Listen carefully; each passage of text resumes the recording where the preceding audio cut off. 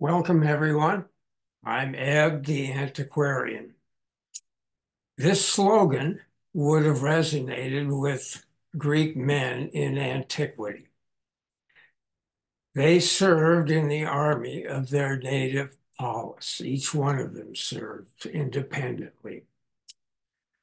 Soldiering was just part of their identity. They were hoplites, and hoplites are today's topic.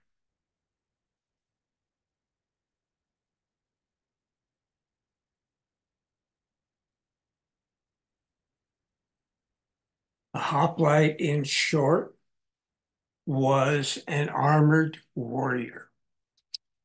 Helmet, shield, body armor, greaves to protect his legs, a spear for a weapon, along with a short sword. He served his polis in its military for whatever period of time was necessary to protect the polis from its enemies. Excuse me. He served because he was pious, because he was a patriot, and because the law demanded it of him. Now, part of the ancient Greek value system were these two values: arete, excellence, or reach your full potential as a wrestler, as a musician, as a farmer, as a sculptor, whatever was your ambition, you try to be the very best that you could be, just like the slogan indicates. And along with that was agon. You are to struggle, you are to compete with your fellow citizens of the polis. And of course, you're going to be in competition with uh, citizens of other polis because there was competition between each city-state in the Greek world. Now, this is the hoplite armor. You could be a hoplite. You could serve as an armed soldier only if you could afford to arm yourself. So mostly we're talking about farmers who owned their own land, who could furnish their necessary armor, a helmet, a cuirass, greaves to protect their shins here, and you'll see why in a minute. Shield, spears, 8-foot spears with deadly bronze points on them, and a short sword, as you can see in this illustration. And here is a iron sword that has survived from antiquity, looking very much like this sword pictured here. By the 6th century BC, just prior to the golden age of Athens in the 5th century, the Greeks had pretty well developed a new military formation called the phalanx, in which a line of soldiers would form up, each soldier's shield, each hoplite's shield, covering himself and his neighbor, protecting both of them across a line of hoplites.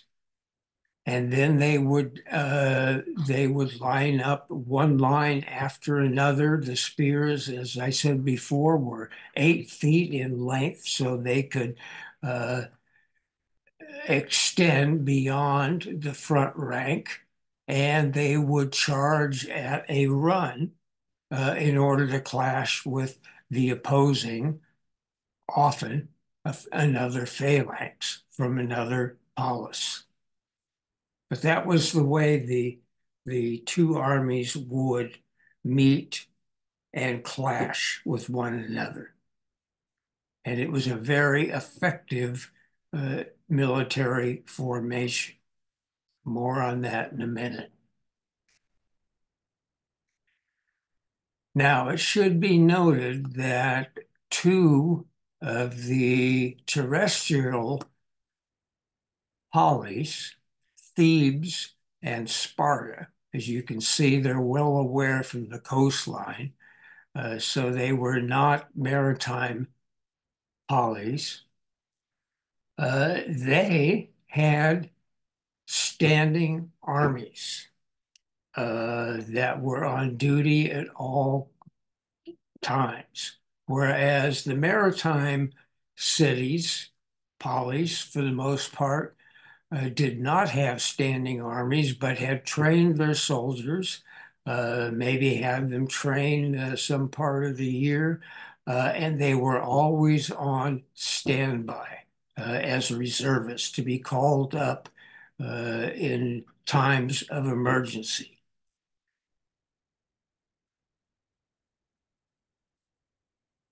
Here's a map of what were basically the maritime polis of the Aegean. You can see them here all colored yellow, and their leader was Attica or the Athenians, in this case with their port at Piraeus. And they were the leading maritime power. So keep that in mind that Athens was a maritime power, a sea power, and Sparta was a terrestrial, a land power. Its army was a standing army, the most powerful, the most invincible army in the Greek world.